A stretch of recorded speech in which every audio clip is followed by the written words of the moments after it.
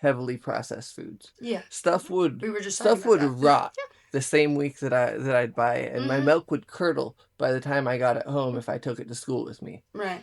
That doesn't happen here. You walk into a Walmart, you will not find stuff that is not reasonably processed, if not heavily processed. Pasteurized. And yeah. Yeah. Okay. I mean, you So definitely have to do like your work to get the like better I food here. I would be more interested in addressing the heavily processed foods that are so pernicious within our society. While I do believe educating people would help with that, that falls back on education again. And if people aren't motivated to educate themselves, it doesn't matter how much paper you throw at them. They're not going to educate themselves, right? Like, I in some of the Facebook groups that I'm in, I see girls I went to high school with asking how to prepare Kraft macaroni and cheese. And I'm like, come on, it's macaroni and cheese. The bar is so low here. Like, why are we even relying on going to a Kraft box? You should just have noodles and be able to make a roux with whatever cheese you have. Comes in. Yeah, I feel like There's people if getting have, to learn to be able to do those things will help them to eat better. It kind of comes down. I mean, and that does help your medical world because you're preventing people from getting sick instead of treating them for. It's kind of the major argument behind like systemic racism and like the Black communities never being, being stripped from their old cooking style, or not being allowed, and then subject to a lot of fast food and concrete jungles. Generation, they lose grandma's recipes and they don't know how to cook anymore. So we need that education so that they do know how to take pasta and make a roux and our education systems have been kneecapped from No Child Left Behind, because how do you test someone's ability to make a roux on paper? Yeah, our home ec classes really disappeared, didn't they? Yeah, I mean, obviously, like, that's what I mean, though, like, funding educational societies that, or, like, anyone that would have a better idea for cooking classes. I mean, why can't people take cooking classes in school and actually be there physically learning how to cook with people? Or even as part of, like, SNAP benefits, like, offering classes, that's like a requirement as part of SNAP benefits of like, hey, you have to attend with your family just once a month. We'll teach you how to cook. We'll feed you that meal. Yeah. I mean, I think that's a wonderful potential policy to propose. Well, just some ideas. Sorry, we're going off the rails. Difficulty and concerns there are relative to people having to travel to and from some location. Well, look at your broadband internet. We can send a box to their door like HelloFresh and have a live. I mean, that's a really great use of technology, in my opinion, compared to putting a kid in front of a screen. So I can definitely vibe with you that we need to, not that the rural people need to learn how to cook. They know how to. They do know how to cook. I know. But regardless, I mean, technology, that's a really good gap for that issue that you bring up. We don't have to drive to learn how to cook in our own kitchen with a screen in front of us. I mean, we don't have to drive to do anything necessarily, as long as you have the appropriate resources established. But people do rely on the education system sometimes overly much as an alternative form of daycare. I don't think our public school institutions should be adulterated as such. I think they need to actually be functional in the education portion of things. But from my personal experience, that went away rather swiftly with the No Child Left Behind program. Your personal experience as a student, not as a parent of a student, by Correct. the way. So do listen to us a little bit. Please be open if you end up in a position. Listen to parents, please. Because we do know about how kids learn, and I promise it's not best through technology. But we'll move on. I just really need you to hear that. I think you're next. Okay. Let's see. So this is a question that was kind of going around. A lot of people were saying, like, since the 1960s, Idaho has been staunchly Republican. What are some of your ideas that would persuade them to think otherwise, especially since it's an open primary? Well, mainly that with the politics we see today being as extreme and divisive as they are, we see extreme policies coming out of that. And the extreme policies always hurt part of the community. The the goal here is to bring the community together so that healthy policies for everyone are developed, to engage in the communities and communicate with each and every person that I have the opportunity to. Right? It's not about me creating policies for myself or that I see fit. It's about the communities having the opportunity to be represented. I don't feel like our communities are represented very well at all, given our current senators. Um, Really, they focus on their own interests consistently. Um, Unfortunately, if I most were in the politicians do that. position, I would plan on consistently touring the state so that there would be opportunities for my constituents to address me directly. So rather than hide in Washington for the entire year, I would rather physically drive or fly around the state and show up so that when there are problems for you, those problems are mine rather than just yours. Um, Bringing the communities together for their own benefit is probably one of my strongest motivating factors, relatively speaking. Right. Um, and that's also just from my own lived experience. I don't feel like I've seen appropriate representation through any of the bureaucratic systems that I've been exposed to. So, what would you feel like would be appropriate representation of both parties in the state? Yeah. Both people that vote green, blue, red. Well, just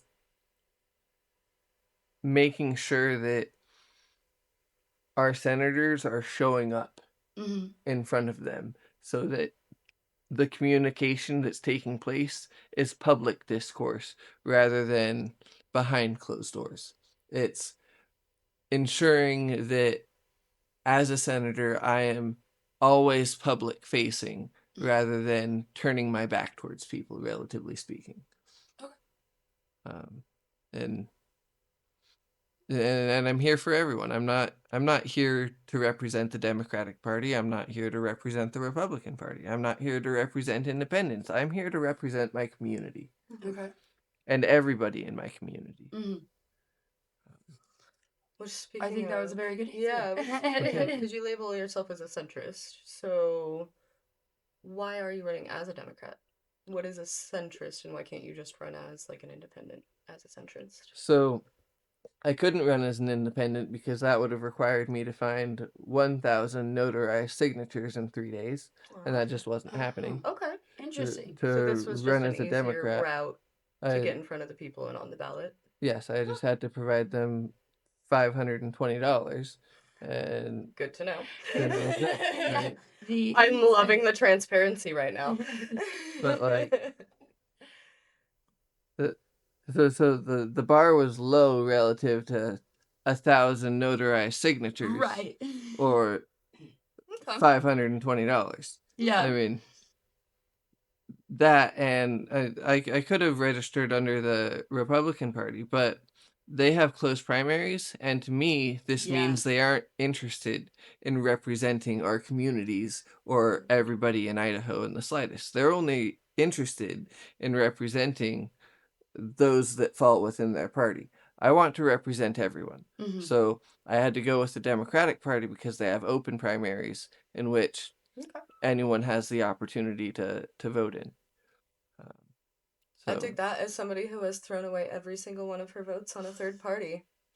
I can attest to that. I know. Maria specifically voted no on the Prop 1 because they didn't want to have the open primaries. I was so all about Prop 1. Oh my god, everybody was like, I'm like, what are you doing? Like, it's not an exclusive club. Like, this is our whole world that we're a part of. No problem. You have to say that you're gonna vote for Republican to vote for the Republican that you're gonna vote for. The heck? And everybody had the signs out, and I was so bad. They just wanted to be like, do you understand? Did you read it? Yes, no, that was kind of a dumb move. That's interesting. That's really interesting. Okay, well, Mandy, it's your next question. Yeah, I was gonna say I definitely kind of hijacked your second half of your question. My bad. It's all good. So, well, this is a nice little break from the seriousness. What are you gonna do to get Trump the hell out of office? Well, Billy S. asks. That's easy. I just have to be the leader of the Senate, right? As long as I'm leading people, they will follow. So you're gonna convince everyone else to vote him out. Got it. All right. Well, look, I only have 2 hands. I need a lot more than 2 hands to push that guy out of office. Did you guys? He's pretty fat from all the McDonald's. Huh? Did you guys see the picture? I'm sorry. Did you guys see the picture of him pretending to be Jesus? He posted a picture of himself. The Catholics are pissed. But then I was like, how do you lose the rest of your remaining voters? Oh, I know. I'll commit blasphemy.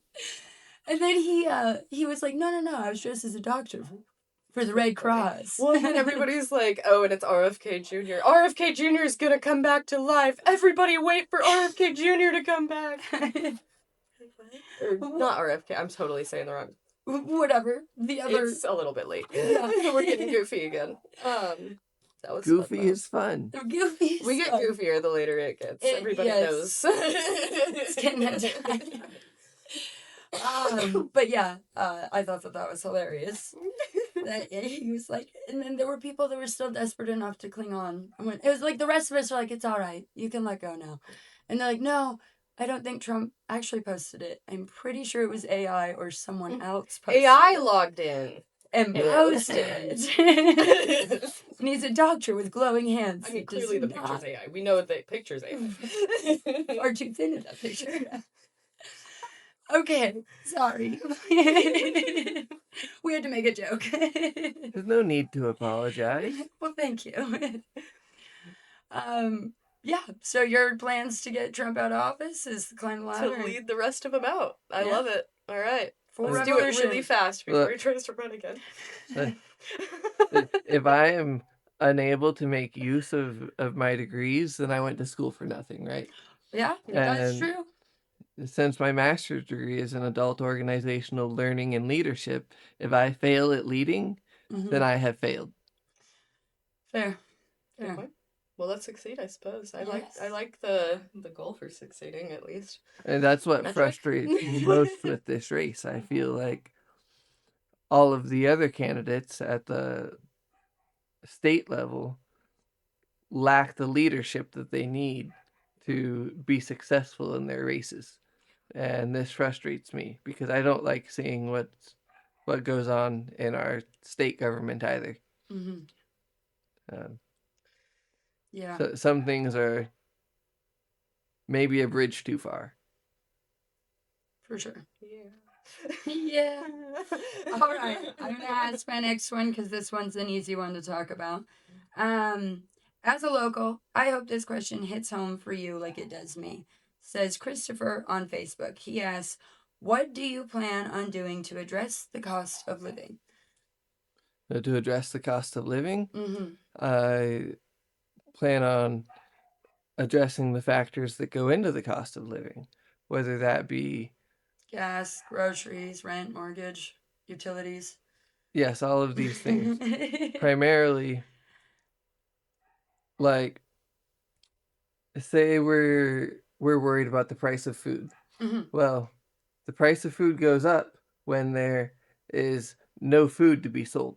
And we have less food to be sold when we don't have people working the farms because they are afraid to come and work the farms due to all of the rhetoric around ICE and policing of those communities. Because 75% of our farmhands are foreign workers, Mm-hmm. and they're legally here working under visas, but that is not what ICE looks for. ICE looks to racially profile you and detain you until they otherwise see fit. That the fear that causes drives away that workforce, and that drives up our cost of food. Our proxy wars that we're waging is driving